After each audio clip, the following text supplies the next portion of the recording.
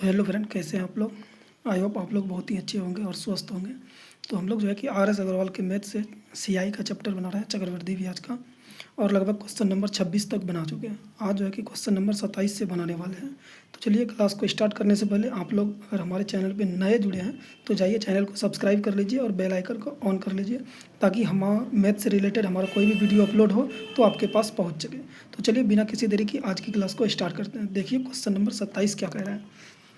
Question number 27 बोल रहा है कि वह धन कितना है जिसका दूसरे वर्ष का चक्रवृद्धि ब्याज 10% वार्षिक दर से 132 है।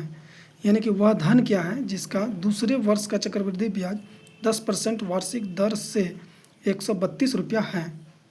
तो चलिए इसको सॉल्व करते हैं। तो पहले अगर ब्याज का वार्षिक दर कितना है 10%, अगर हम लोग एक वर्ष का निकालने के लिए चलते हैं, पहले वर्ष का अगर हम निकालते हैं तो 100 रुपया है, मान लेते हैं 100 रुपया है, उस पर 10% ब्याज हमको लग रहा है। तो कितना हो जाएगा ये पहले वर्ष का। तो 100 से 100 खत्म हो जाएगा, बचेगा कितना 10 रुपया।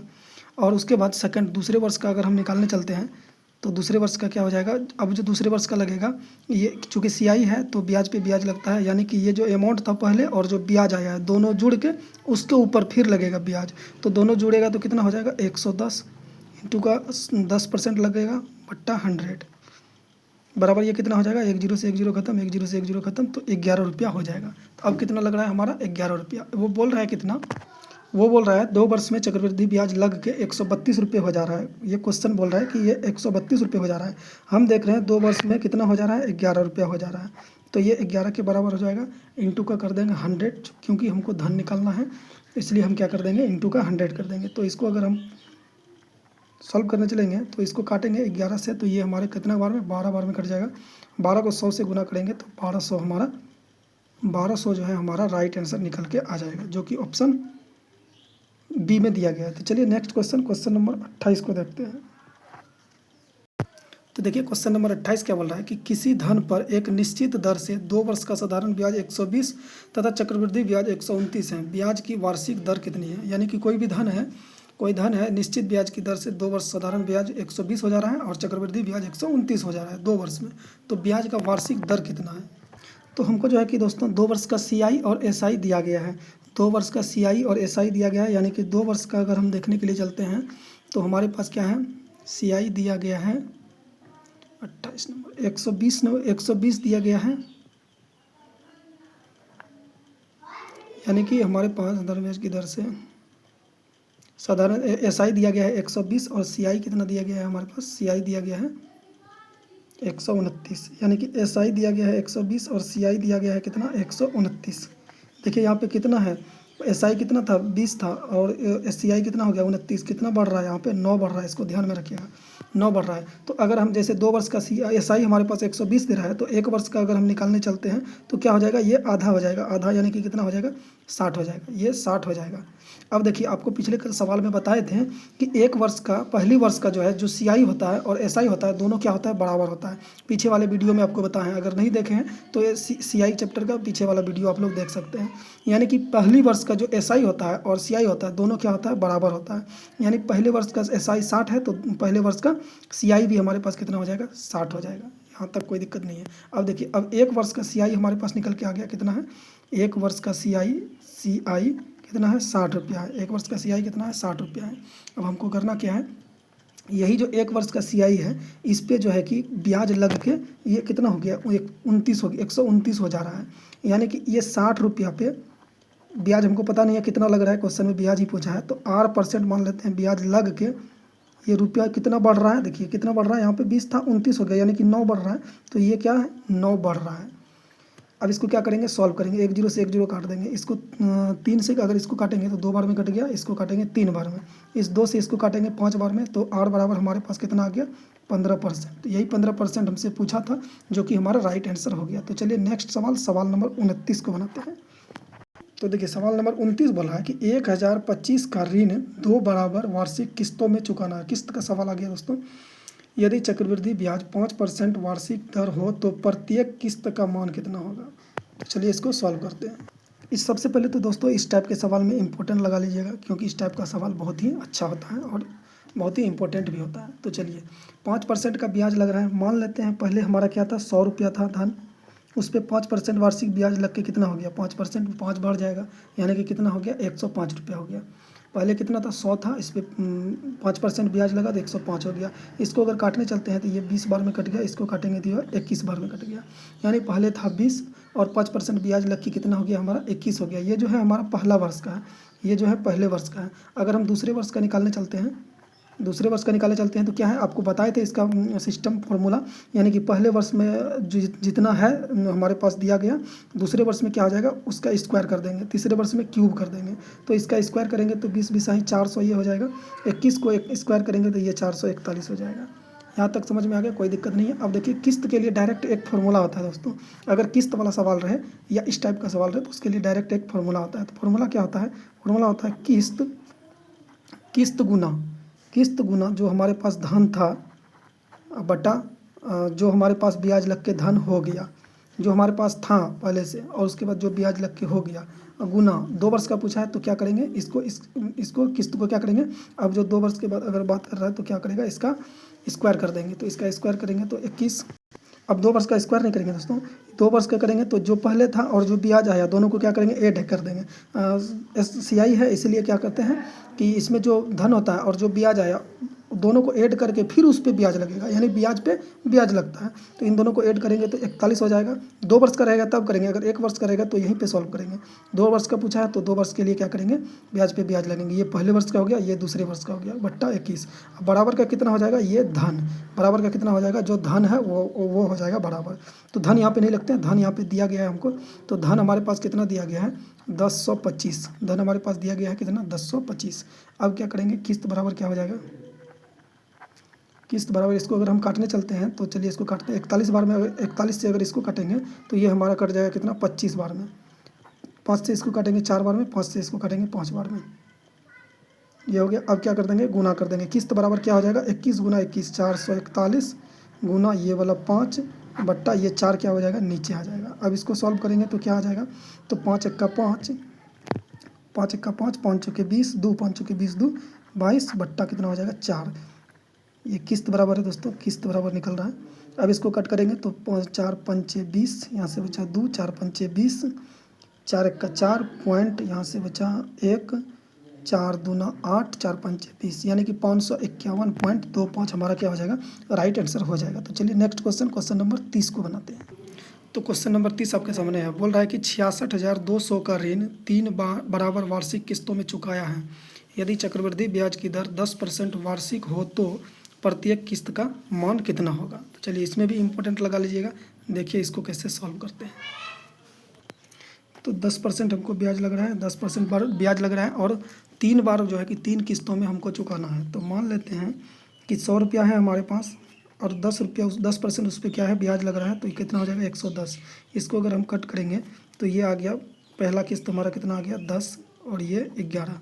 अब दूसरा किस्त, इसी तरह दूसरा किस्त निकालेंगे तो क्या करेंगे, आपको पता है, बताए हैं आपको कि दूसरा किस्त करेंगे तो क्या हो जाएगा, इसका स्क्वायर हो जाएगा। तो 10 का स्क्वायर करेंगे तो कितना हो जाएगा, 100। 11 का स्क्वायर करेंगे तो 121। अब तीसरा किस्त बोला है तो तीसरा किस्त में क्या हो जाएगा, इसका स्क्वायर हो जाएगा, यानी कि ये हो जाएगा 1000, ये हो जाएगा 1331, 121 का स्क्वायर, ये आ गया हमारे पास। अब देखिए इसमें करना क्या है दोस्तों, अब इसमें करेंगे क्या, किस्त देखिए यहाँ पे पहला किस्त 11 है, दूसरा किस्त 121, तीसरा 1331 है। तो किस्त जब भी पड़ता है दोस्तों, याद रखिएगा हमेशा, किस्त जब भी पड़ेगा तो बराबर पड़ेगा। ये कि 121 पड़ रहा है तो 121 ही पड़ेगा पूरा, अगर लास्ट में 1331 पड़ रहा है तो 1331 ही पड़ेगा। तो यानी कि हमारा लास्ट में क्या है, 1331 है। 1331 को हम 121 का नहीं कर सकते हैं, इसलिए 1331 को क्या करेंगे, इस सबको बराबर करेंगे।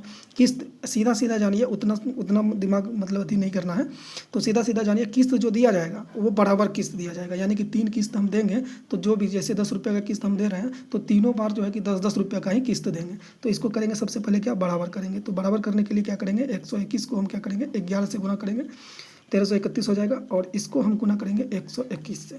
अब ये तीनों हमारा किस्त क्या हो गया, बराबर हो गया। अब देखिए यहाँ पे अगर हम 11 से गुना किए हैं तो यहाँ भी 11 से गुना करेंगे, यहाँ 121 से गुना किए हैं तो यहाँ भी 121 से गुना करेंगे, बाकी तीसरा किस्त तो वही रहेगा। अब देखिए इसमें है क्या दोस्तों, ये जो आ गया हमारे पास अमाउंट, जो किस्त होता है, यानी कि किस्त जो दिया जाता है वह क्या होता है, अमाउंट के रूप में। किस्त जब भी दिया जाता है दोस्तों, अमाउंट के रूप में दिया जाता है। किस्त जब भी हम देंगे तो क्या देंगे, अमाउंट के रूप में देंगे।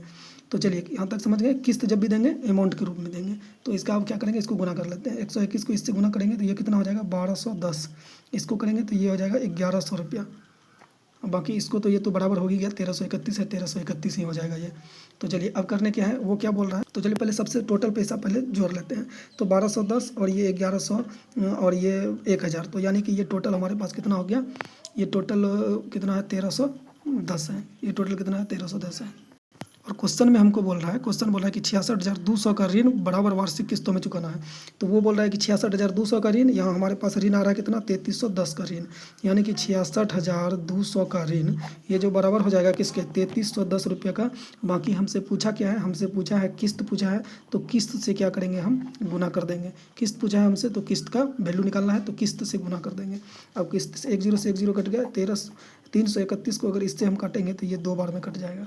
अब इसको क्या करेंगे गुना करेंगे। तो गुना कैसे करेंगे, तो कर लेते हैं। 0 पहले तो 0 हो जाएगा, 2 1 का 2, 2 3 6, 2 3 6, 2 1 का 2, यानी कि 26,620 रुपया जो है हमारा राइट आंसर हो जाएगा। तो चलिए इसी तरह आगे बढ़ते हुए नेक्स्ट सवाल नंबर 31 को बनाते हैं।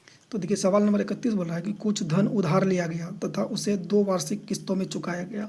यदि प्रत्येक किस्त का मान 882 हो तथा ब्याज की दर 5% वार्षिक हो तो कितना धन उधार लिया गया। फिर से एक बार देखिएगा, कुछ धन उधार लिया गया कुछ धन उधार, उसे 2 किस्त में चुकाया गया। प्रत्येक किस्त का मान कितना है 882 हो तथा ब्याज की दर 5% वार्षिक हो तो कितना धन उधार लिया गया। धन पूछा है, तो चलिए इसको देखते हैं।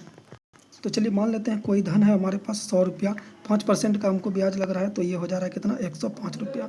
इसको सॉल्व करेंगे तो 20 बार में, इसको सॉल्व करेंगे तो ये 21 बार में, यानी पहला किस्त क्या हो गया हमारा, पहला जो मान आ गया 20 और 21, यानी कि 20 रुपये का कोई धन है, 5% का ब्याज लग के कितना हो रहा है 121 हो रहा है। हमसे पूछा कितना है 2 किस्त में, धन कितना किस्त में दिया गया है 2 किस्त में। तो इसको 2 किस्त में करने के लिए क्या करेंगे, आपको बताएं पीछे वाला सवाल में भी, इस दूसरे वाले में पहला साल का तो यही रहेगा, दूसरे साल में क्या करेंगे इसका स्क्वायर कर देंगे।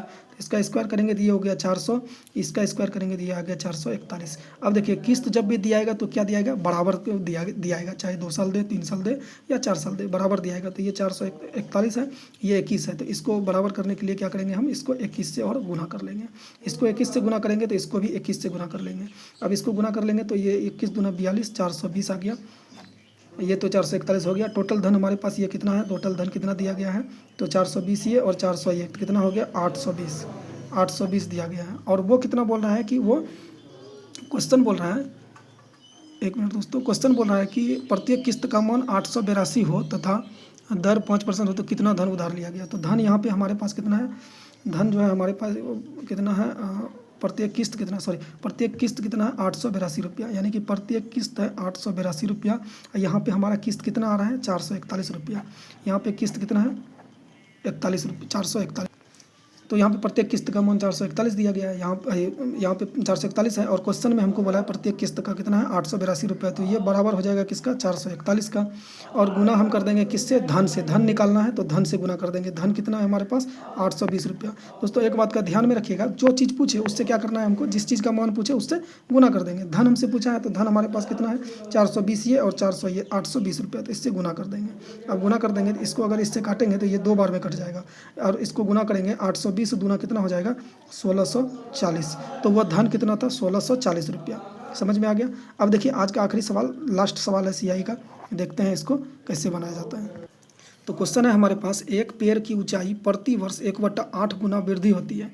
यदि पेड़ की वर्तमान ऊंचाई 64 सेंटीमीटर हो तो 2 वर्ष बाद इसकी ऊंचाई में कितनी वृद्धि होगी। अच्छा सवाल है और आसान सा सवाल है, चलिए इसको देखते हैं। यानी कि एक पेड़ है, उसकी ऊंचाई, वर्तमान ऊंचाई कितना है 64, वर्तमान ऊंचाई कितना है 64 है। इसमें जो है कि 1/8 की वृद्धि हो रही है, तो 1/8 का मान क्या हो जाएगा 8 64, ये 8 बार में कट जाएगा, यानी कि एक वर्ष में कितना बढ़ गया ये 8 सेंटीमीटर। और दूसरे वर्ष में जो है कि कितना बढ़ जाएगा, यानी कि ये 64 था, 8 सेंटीमीटर बढ़ा तो कितना हो गया, तो 8 4 12 यानी कि 72 हो गया। अब जो 72 है 2 साल का पूछा है, तो पहले वर्ष का हुआ, दूसरे वर्ष में फिर 1/8 बढ़ गया, तो ये कितना बार में 8 9 72, 9 बार में कटेगा, यानी कि 9 सेंटीमीटर ये कटेगा। अब देखिए कितना बढ़ गया, ये मतलब 64 था, 8 सेंटीमीटर का 72 हो गया, 72 में 9 सेंटीमीटर, 9 2 11, यानी कि 81 सेंटीमीटर। यही हमसे पूछा है कि 2 वर्ष में वो कितना बढ़ जाएगा, तो 81 सेंटीमीटर जो है कि हमारा राइट आंसर हो जाएगा। तो चलिए दोस्तों आज के लिए सवाल खत्म हो गया है सीआई का। आप लोग जो है कि बढ़िया से सवाल को सॉल्व कीजिए और बढ़िया से समझने की कोशिश कीजिए। अगर हमारा वीडियो आप लोगों को अच्छा लगे कुछ समझ में आए तो लाइक कमेंट और शेयर ज़रूर कीजिएगा। बाकी अपने दोस्तों को शेयर ज़रूर कीजिएगा ताकि उसको भी कुछ सीखने के लिए मिल जाए। और कमेंट करना नहीं भूलिएगा कि हमारा क्लास आपको कैसा लगा। तो चलिए नेक्स्ट सवाल में नेक्स्ट वीडियो में देखते हैं कौन सा चैप्टर स्टार्ट करने वाला है। तो चलिए आज के लिए इतना ही। जय हिंद, जय भारत।